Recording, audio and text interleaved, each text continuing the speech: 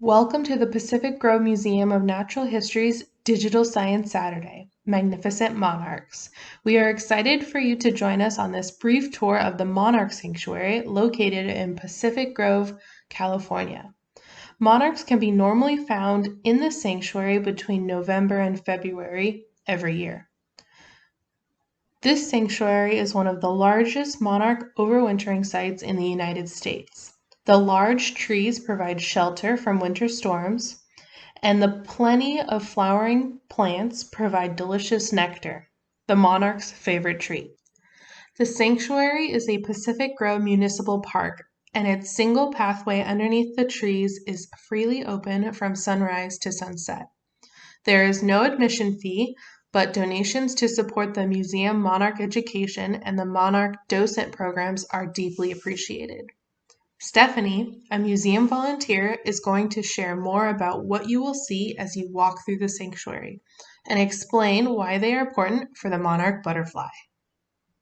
We are ready for the monarchs when they do decide to come. You'll notice that all those trees and plants that were in pots before, the city and lots of volunteers have planted them in the ground. So we are just awaiting the arrival of the monarchs. We've got our lower canopy here filled in to help the monarchs when they are here. You'll notice we have the cypress trees that are low. Those are going to be great if we get any that fall from the upper branches. And we have some other, I'm not even sure what they all are. We've got some bottle brush here for them to gather nectar if they need that. So it looks like we're all ready. We are all set as soon as they arrive. So I just wanted to show you a few of the tree species and what it looks like when the monarchs are actually on them. So we talked about the word cluster before. So when you have a group of monarchs that are together in a group, we call that a cluster. So when I come into the sanctuary or any of the other docents that are that volunteer here, we're looking up in the trees and we're looking for clusters. And remember, when their wings are folded, they're camouflaged, so it's not so easy to see. So especially in the beginning of the season, so hopefully in the next few weeks, maybe even next week, we don't know, we're going to start having the monarchs come, and they usually begin on the eucalyptus. So it's a little bit breezy today, but it's not so breezy like what we get in storms. So we're going to have Amanda, who's helping us behind, right? She's behind the scenes, behind the camera. She's going to show you the eucalyptus. You see the long leaves. And then I'm going to show you a photograph from last year of what it looked like when they were on the eucalyptus. She can zoom in. So you see, right? They all find a place to grasp on. But when it gets too strong, and maybe we'll see that later in December, the monarchs move to different trees. So now we're going to go look at some of the trees that they might decide to move to. The other tree, which they usually will prefer to move to once we start getting stronger winds and windstorms and things like that, is they like to go up into the pine trees, which have the needles.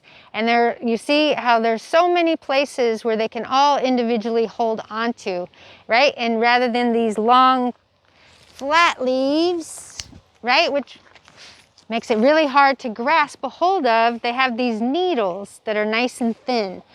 So in 2015, this pine tree here, I took a photograph of all the monarchs, which we had large clusters. I'm going to show you a picture of the difference from the eucalyptus and what you might see on a pine tree. So that was here inside the Pacific Grove Monarch Sanctuary, which is what we refer to. And then I'm going to show you one more species. So over here, we've got our native cypress trees.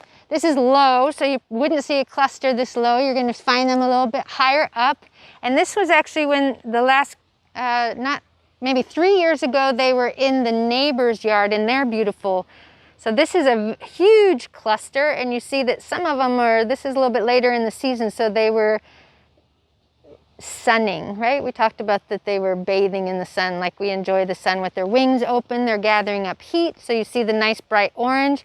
Whereas here, we've got where their wings are folded and they're all hanging there.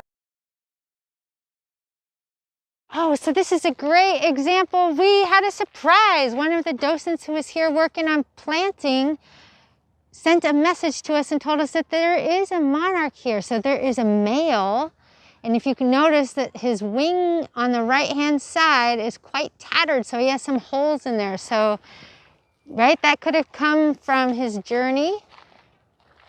Here, look.